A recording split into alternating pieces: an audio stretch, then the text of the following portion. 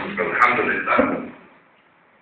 رب العالمين والصلاة والسلام على أشرف المرسلين سيدنا محمد صلى الله عليه وسلم. والسلام عليكم ورحمة الله وبركاته.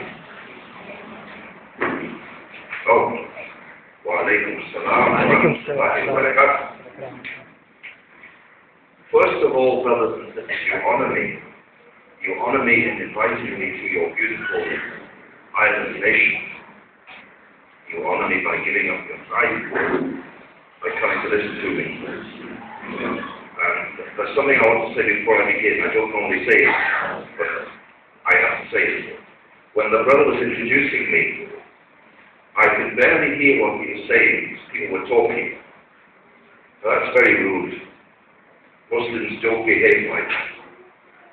When someone is speaking, we don't talk to one another. We don't have our phones on. You know, I'm very lucky in that I can come to a lovely country and I can say things and get out quick.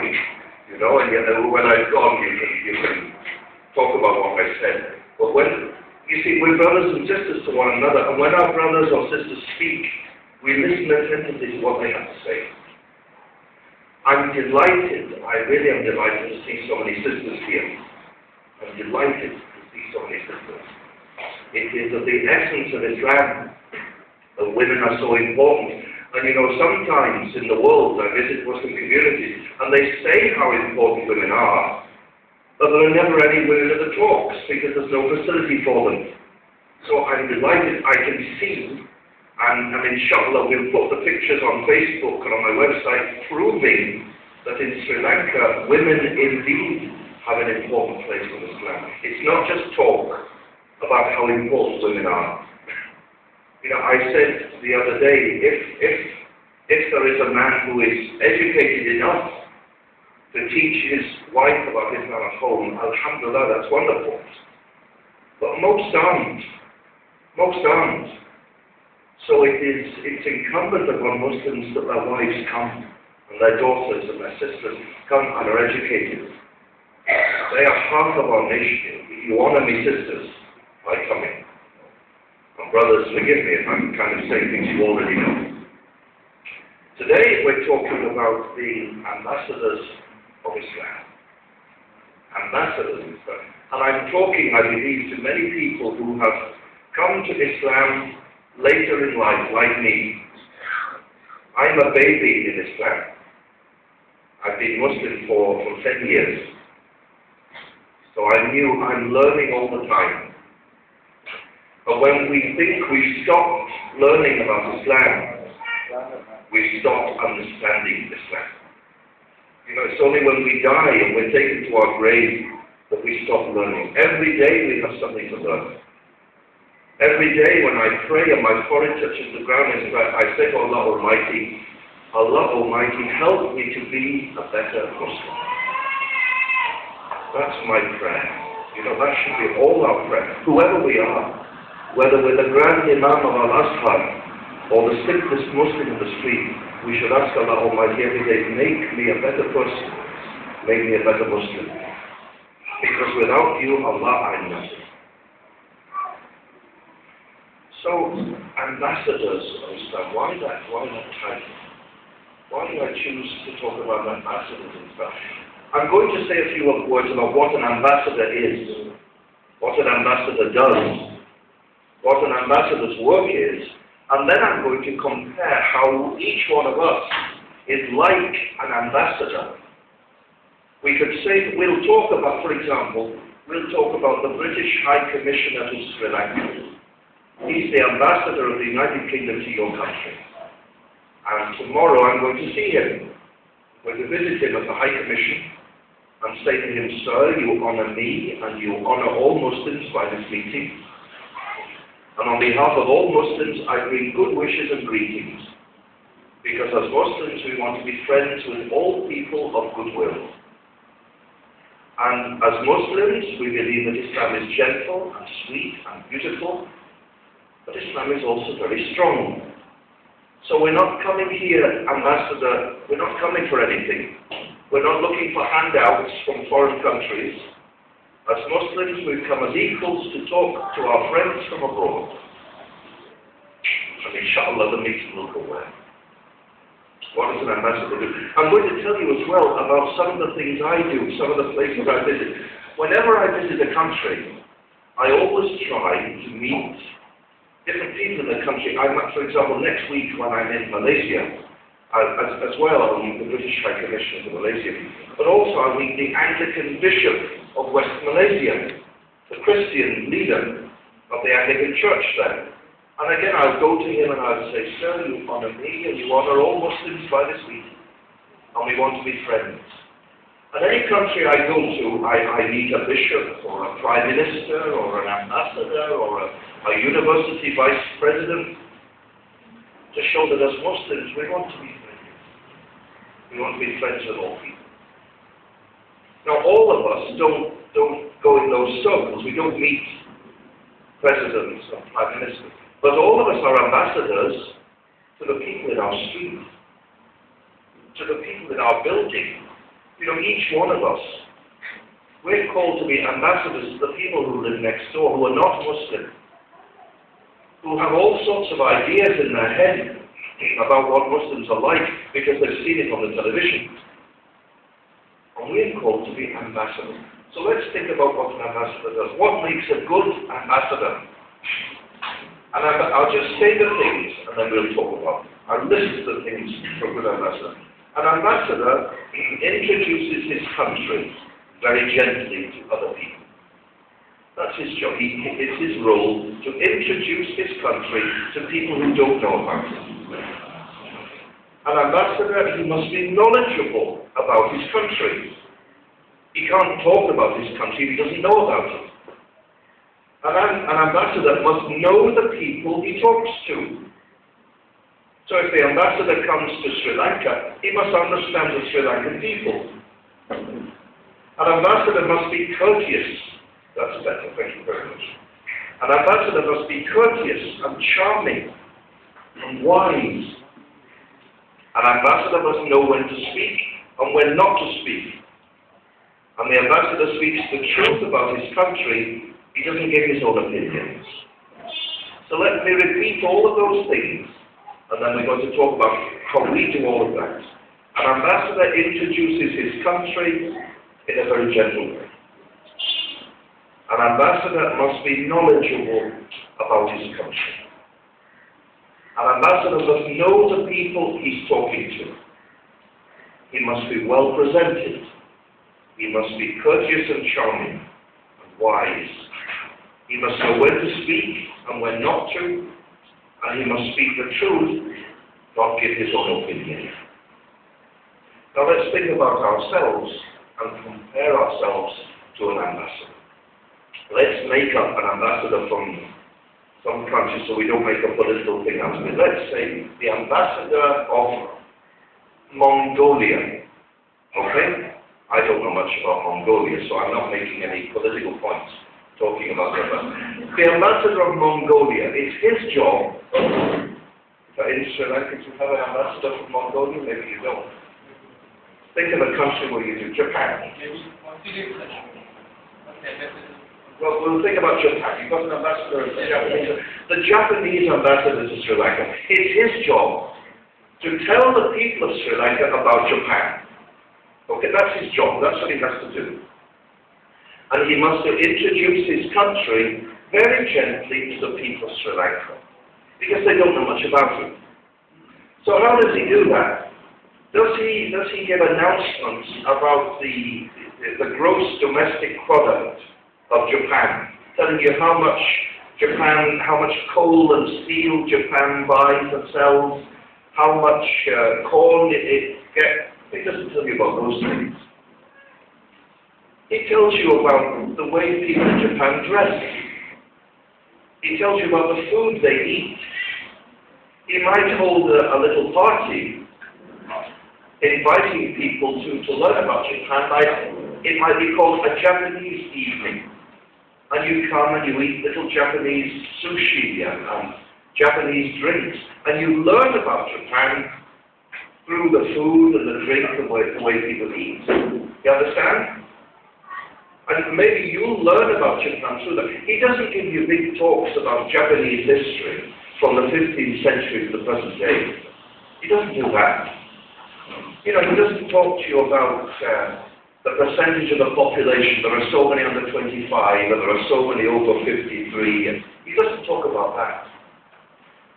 If we're telling people about Islam, we have to tell them in a very simple way about Islam.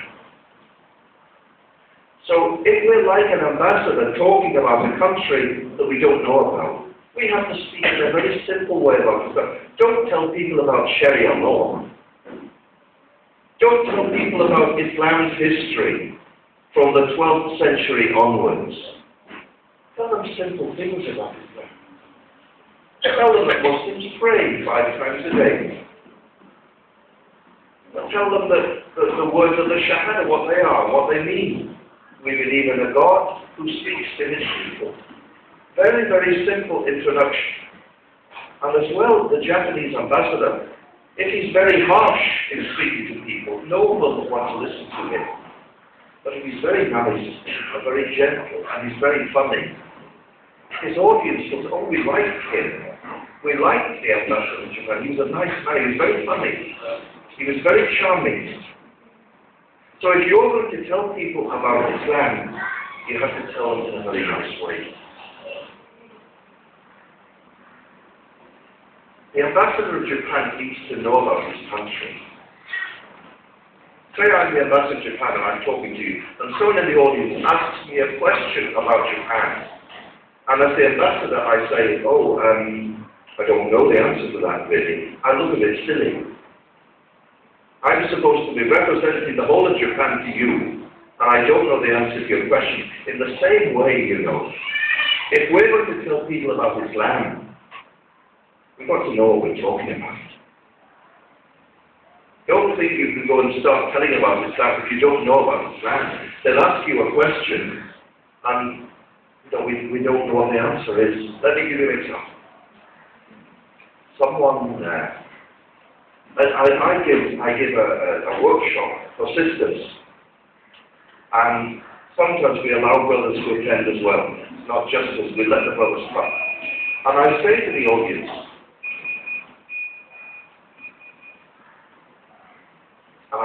audience, tell me, why do Muslim women wear hijab? Okay? And I ask the brothers in the audience, I ask them to tell me first. Tell me why I say the Muslim sisters wear hijab. And honestly, the rubbish I get as answers, you've never heard such nonsense. You hear from them. So I say, yeah, brother, tell me, why do they wear hijab? Oh, so some young man will put his hand up and say, oh, they wear hijab to conceal their beauty. That's the reason. They wear hijab to conceal their beauty. And I say to them, well, brothers, if they wear hijab to conceal their beauty, they're not doing a very good job about it. Because they look very beautiful. Muslim women in hijab look so lovely, and they give such a beautiful image of Islam. They're very attractive. So it's to conceal that beauty. It isn't working. And as one young sister said to me in Cairo, she said to me, if it's just about concealing beauty, this is a girl, she's 18. She said, if it's just about concealing beauty, well, the boys would have to wear hijab as well. You understand? So there must be more to it than just that. It is about being very modest. It is about being modest. But the whole idea of hijab, it's more than just a slogan. I mean, I'm not here to do the talk about hijab. That can, next time I come, I'm going to talk about hijab, okay? But the point I'm making is, if someone who's not Muslim, but carry on with the story. So I say to the young boy, okay, if it's more than concealing beauty, what else is it for? Oh, he said, it's to cover up the hair. And I said, okay, yeah, why? Oh, because men are attracted to women's hair. Are they? Yeah, I think so. You know, and it sounds silly. The answer with Muslim women wear hijab to cover their hair because men are attracted to hair, that isn't going to impress anyone as an answer. You understand? The sisters, by the way, are all smiling at this. The brothers look very serious. They're all laughing at all of this. Okay. So the point I'm making is, you know, anything in Islam, Islam is beautiful. Everything in Islam has a beautiful answer to it. But because we're not educated enough, people ask us things about Islam, and we don't know really the proper answer, and we make Islam look silly. That's the point I'm making. If the Japanese ambassador was asked a question about Islam, he didn't know the answer, so he makes a silly answer up. He makes Japan look stupid. You understand? Well, as Muslims, if we're going to talk about Islam, make sure we know what we're talking about. Don't just say things that we heard someone say once. You know? Everything about Islam is wonderful. I could stand on that table there. I could talk to you. You know, people who hate Islam. There aren't many, but there are some. And they throw mud at Islam. And sometimes one of the ways is they throw mud at our Prophet. And they say, this Muhammad was a very bad man. He married a little girl of 9. What was all that about? That was very horrible. Why did he do that? They say to us. And because as Muslims, we don't know why. We give an answer that sounds very stupid. And we make Islam look very stupid. And we make the dirt cling to our Prophet. I could stand on that table and give you a talk about Aisha, may Allah be pleased with her, and about Prophet Muhammad, and I could talk about it as the Romeo and Juliet story of our world. It's a beautiful, beautiful story. It's nothing for us to be ashamed or embarrassed about. You know, we can stand proud and talk about this. That's a beautiful thing. You know, they ask us why, they say, why, if Islam respects women, why can a man marry 4 women and a woman can't marry 4 men? And because we don't know the answer as Muslims, we come up with a stupid answer, and it makes Islam look stupid. You know, I'm not here to talk about that either, but I could stand on that table and give you a talk about the idea of 1 man and 4 wives, and it would be a beautiful, beautiful answer. Because Islam is beautiful. It's nothing for us to feel embarrassed about. You know, they ask us questions, and sometimes we don't know the answer, and we feel a bit embarrassed. And people pick that up straight away. And they move in on it. They say, oh, they're embarrassed about this one. They don't know what the answer is. You understand? So the point I'm making in all this first point is, if we're going to talk about Islam to people, to our neighbours next door, you know, to the people down the road, to the people in the supermarket, if we're going to speak about Islam, make sure we know what we're talking about. Get the facts right. Otherwise, do 2 things. Either say, well, I'm not really sure what the best answer is. I'll tell you tomorrow. There's no shame in that. There's no shame in saying, I don't know the full answer. I'll get back to you, inshallah. Or you can say, well, I'm not really the best one to tell you. I'll get my friend to come, and he will explain to you better than I possibly could. You understand? There's no shame in saying, I'm not the best one at explaining things. You know, some of us are good at football. Others aren't. There's no shame in it that you're not good at football. Some of us are accountants. Some of us aren't. There's no shame in it. Some of us can speak about Islam, and some of us can't. Just a fact. You understand? So if you're going to tell people about Islam, the point I'm making is, make sure you know what you're saying.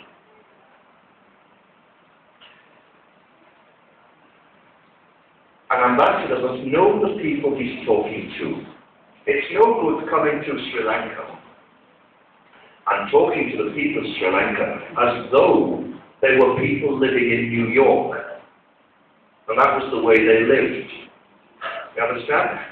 A boy in Cairo, a young man in his early 20s, 21 I think, he used to work in the internet cafe where I went to use the computer.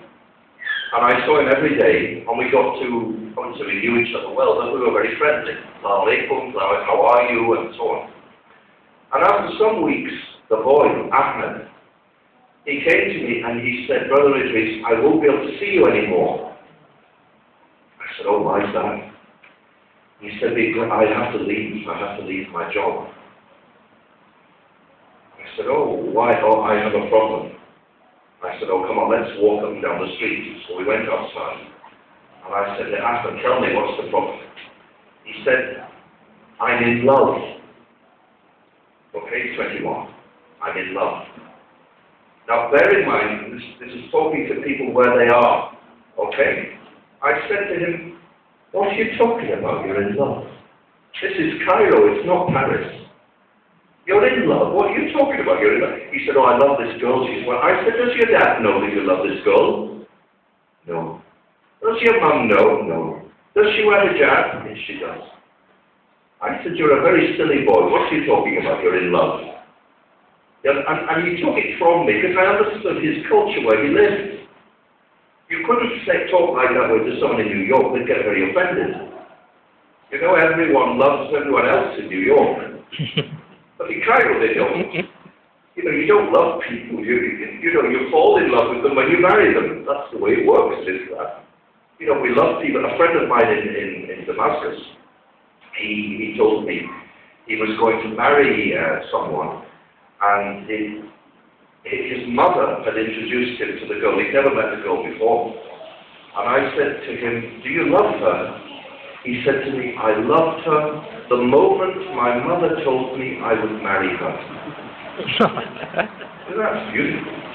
That's really lovely. But it's just a different way of doing things. That's the Islamic way. Talking like that in New York, people wouldn't understand what you were saying. They think it was very odd and very strange. I think what it was for me. Thank you very much. I'm a little bit dehydrated because of your heat, so forgive me for drinking this. So we must know the people we're talking to.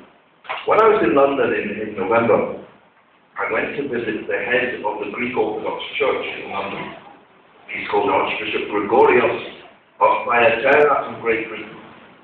He's a very old man with a very long beard down his knees, very respectable Muslim beard, very sweet man. And we talked, and I said to him at the start, I said, Your Eminence, you honour me, and you honour all Muslims by this meeting. And we talked, and we laughed and joked. And then, a little bit further on in the conversation, I said to them, I see, Your Eminence, that in 2 weeks' time, you celebrate the 40th anniversary of being made a bishop. And he was very surprised at that. And a bit later in the conversation, I said, oh, I see that you have a photograph of the Patriarch of Constantinople, who's head of the Orthodox Church. And I said, and he celebrates the 19th anniversary of becoming Patriarch. And the Archbishop said to me, Mr. Idris, you know everything about us. And he was very pleased with that.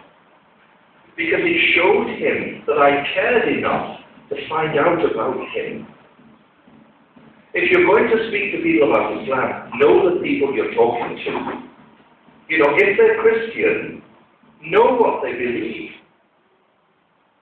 Know what they believe so you can respect where they're coming from. It's no good just talking wah, wah, wah, as if you know what they believe and you don't. You sound stupid. And if you do know what they believe, they'll respect you very much for it. Because it shows you care. It shows you care about them. And then eventually you will lead them from that belief to Islam. But you need to show them that you care to start with. They're not just, you're not just talking to the wall.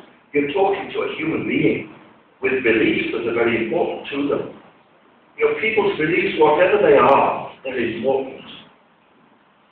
That's a very important one. I'll give you an example. In New York, a young girl came to me after one talk, and she said to me, Mr. Idris, she said, I hope you will be angry.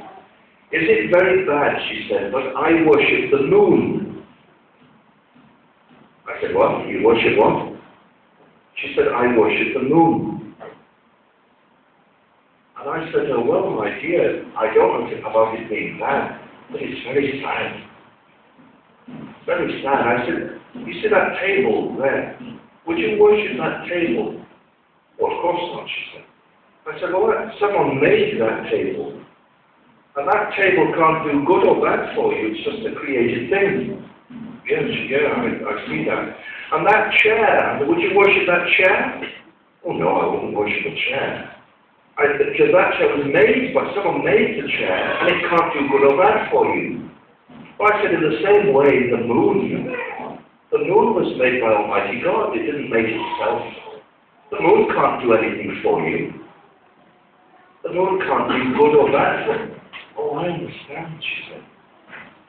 And she later accepted Islam, that girl. But you've got to, you know. I could have said to her, oh, it's very wicked that you worship the moon. How horrible you will go to hell. That wouldn't have worked. Because she would have been offended.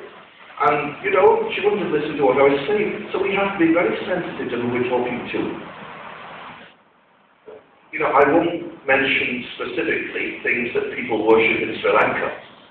But people worship other things other than the moon, don't they?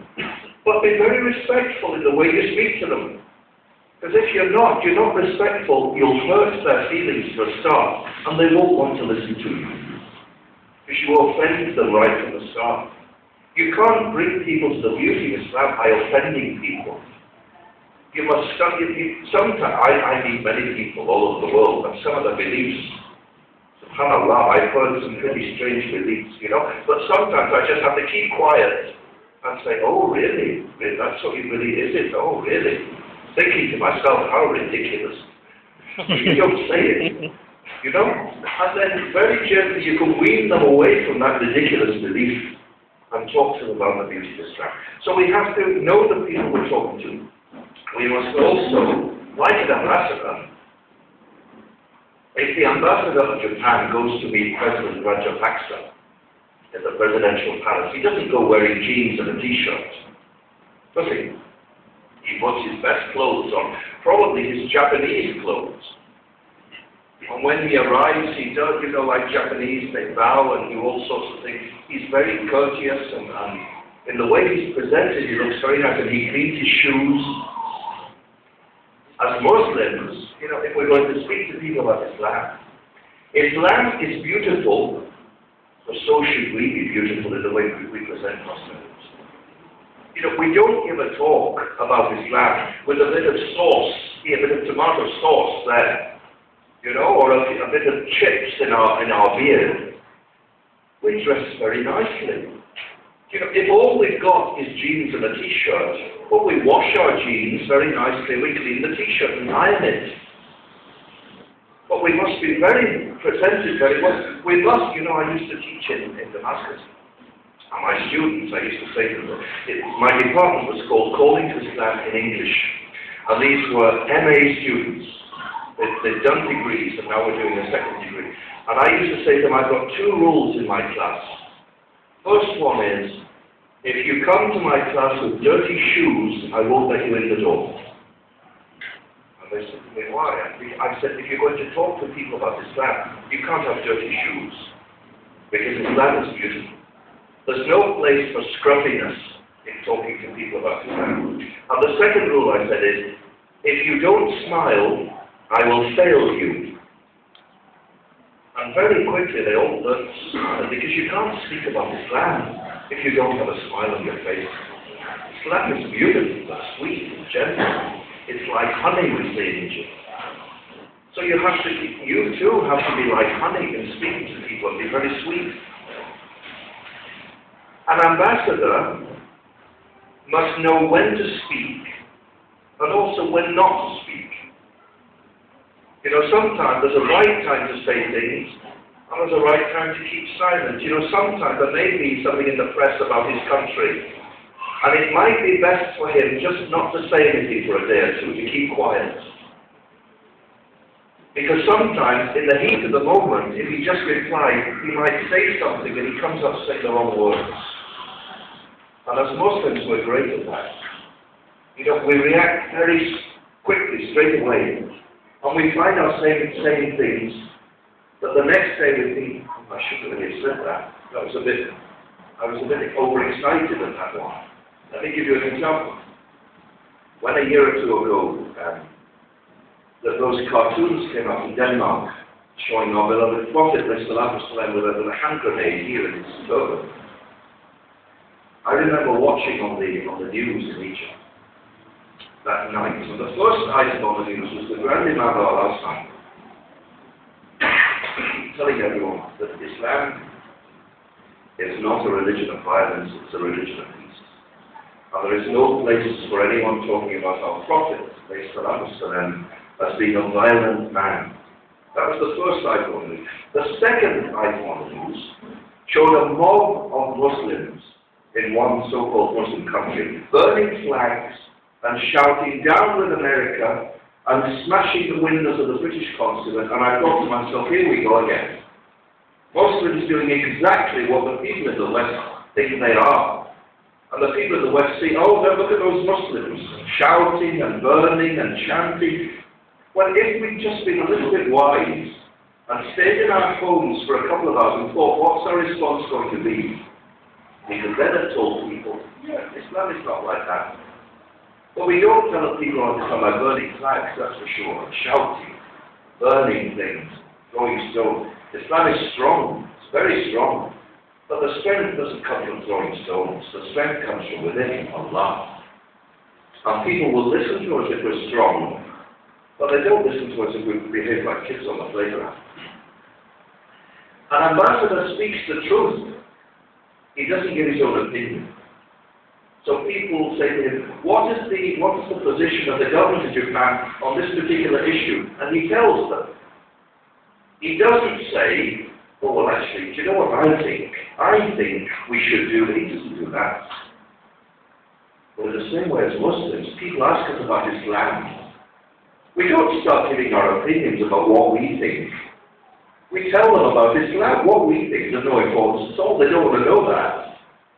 They don't. Sometimes people say to me, Brother Idris, what do you think about such and such a thing? And I say, well, this isn't really important. I think about it at all. This isn't the religion of Idris Thawfeek, it's the religion of Islam. Let's see what Islam has to say. So you understand, if they want to know about Islam, we speak to them about Islam, not our opinions. A very important thing, if you're going to talk to people about Islam, is to tell people things they're interested in, not just things that you're interested in. You know, I'll give you an example. Some Muslims get very worked up about music, guitars, and things like that, playing guitars. And at every chance they get, they raise the issue of music and guitars. And, you know, well, most people don't want to know about that. It's not top of their priorities, the playing of guitars in Islam. They want to know the simple facts about Islam. There is a God. God, you know, Hajj, Ramadan, sort of praying, not about our opinions. I said this the other day. I said it was that, so I repeat it. You know, when Aisha, may Allah be pleased with her, was asked to describe what the Prophet was like, she said, he is a walking Quran. That's what he's like. He's a walking Quran. So, you know, if we're telling people about Islam, the people in your street who are not Muslim, they're not going to come here on a Sunday morning to talk about Islam. They're not going to open the Holy Quran. They're not going to take one of the books from your bookshop, most of them, and read about Islam. They're not going to do any of that. The only Quran they will ever see in your street is you. You are the Quran they will read. And if all they're seeing from you is bad example, well, they're not going to think much of this religion of Islam. You are the one who will tell them about Islam. For better or worse, you are all we've got. You are what Allah Almighty has put in your street to tell the world about Islam. In November, I was invited to Cambridge University, to a debate at the Cambridge Union. Now, the Cambridge Union is very important. They invite prime ministers and presidents to speak about big topics and debate with people. Well, I don't really do debates. It's not my style. Debating about whose religion is the best is not my style. I think that's a style long ago. But they said, we'd like you to come and speak in this debate that Islam is a threat to the West. And I replied immediately, and he said, I will come. First of all, because you honour me in inviting me to your union that presidents and prime ministers come to. And two, because you're the brightest students in the world at Cambridge University. So the audience I will have in front of me, they're very, very clever people. And I went to this talk, and one of the men speaking against me, he was very horrible, is the truth. He was very nasty. And all he had to say were very bad things about Islam, and about the Prophet, and about Muslims. And I said to myself while he was speaking, Idris, you will win this debate easily just by being nice. Just by showing people that Muslims are kind and courteous and gentle and respectful. And we won the debate easily. You know, there's no need to argue and fight and raise our voices and shout and lose our tempers talking about Islam. There's no need for that at all. And in fact, when we resort to that, when we have to start shouting and fighting, we've lost already. Because we're doing exactly what these people want us to do.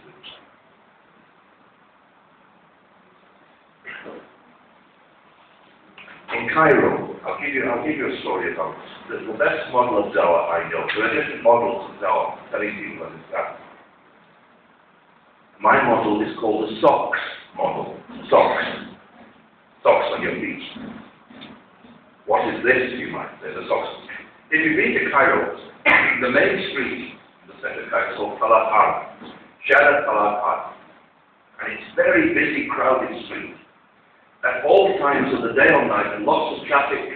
On the pavement, you're squashed and squeezed. And at night time, it's even worse. You know, to walk along the pavement, if you step off the pavement, you could be knocked down by the traffic with so many cars.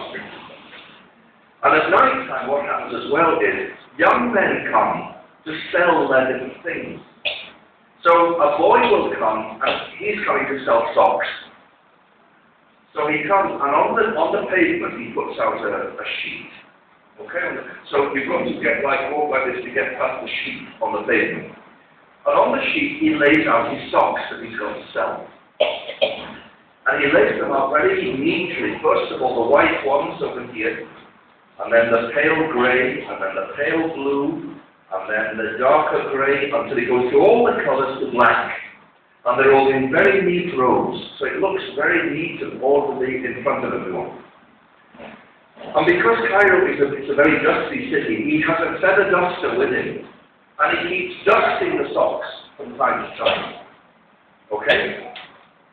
And then as well, because there are so many people in the crowd, he has to shout out to attract the people's attention. So he'll shout out, "Ala, ya captain, come.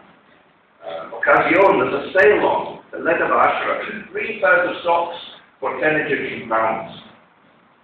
Very cheap, I wear them all the time. And the people, if he's got a nice voice, the people will come. If he hasn't, they'll go somewhere else. And if they don't, and he'll be dressed nicely. You know, he'll be a poor boy, but he'll be wearing nice jeans, a nice clean t-shirt. And then if at the end they don't want his socks, they'll just walk on. But what's that got to do with that? That is exactly what we should do in telling people about Islam. We're not selling socks. We're selling to people happiness in this world and the next. So we should present what we have to offer, just like the boy. You know, his socks are neatly presented and you can clearly see what's on offer. That's what we should do. Don't make it complicated. Make it very simple. This is Islam. It's very simple and very clear for all to see. You just keep it clean, you know, keep the message clean and fresh and new. Keep revising what you're going to say. He presents himself in a very nice way. He's attractive. The attractive one will draw the crowds. So will we. He speaks in a nice voice. You know, the boy with the best voice will attract people above all the other people shouting. Just as we will, you know, if we speak in a decent way, we're presenting ourselves very decently and gently. And then if people are not interested, well, we don't go running down the street after and say, come back, I'm not a Muslim. We won't lose any sleep if they don't become Muslim. But just like the socks, maybe, you know, on that particular night, when people walk past and they say, no, we don't want to affect you. 4 weeks later, they say, you know, I can do it in a pair of socks. I know where to go. I'll go to that boy. But in the same way, you know, telling people about Islam, it may be that on the night we tell them, they think, no, I'm not interested. 6 months down the line, they say, you know, I'm not interested in Islam. I know where to go. I know where to find. Don't expect quick answers. Life, you know, life teaches us we want things now. But Islam is not like that, you know. And as well, you know, it's Allah Almighty who calls people to Islam, not me or anyone else. So when the time is, you know this, you come to Islam. When the time is right, He will bring you. So, you know, if people don't want to be Muslim, they don't lose any sleep for them. Allah isn't ready to bring them yet. They're not ready in their journey to come yet. So we just have to be very patient and smile and listen to a lot of nonsense and often drink lots of tea that we don't want. You know, be patient with people, give them time, respect people, accept them where they are. If all they're interested in is in football, talk to them about football. You know, if all they want to do is talking about, you know, different types of material and clothing, talk to them about that. And then gently wean them from that, from football, to talking about other things, about God, Allah Almighty. Inshallah, by our good example, it's all about good example. Telling people about Islam is all about good example. If you're a nice person, and your words are carefully chosen, Allah Almighty tells us, you know, call people, invite people to the way of thy Lord with wise words. Beautiful preaching, wise words. So you've got to know what you're talking about. And you must do it in a very nice way. I use persuasive arguments, you know. It doesn't mean you're debating with them or fighting. But when it's time to answer difficult questions, you know what to say. So I think I said enough for now. We might have some questions, yes, we might have some questions, but if we haven't got any questions, that isn't a problem either. The most important thing is that this is a very important point. This island of Sri Lanka has been blessed by you becoming Muslim. Sri Lanka has become a better place because you are Muslim. That's a lovely thought. And Allah Almighty planned from the beginning of time that Sri Lanka would be better because of you. He brought you from whatever you used to believe, and He blessed it from all the people on the face of this earth. He chose you to be Muslim. Wow, what a beautiful thing. He chose you from all the people of this island. He singled you out from the beginning of time and said, I want her. I want him.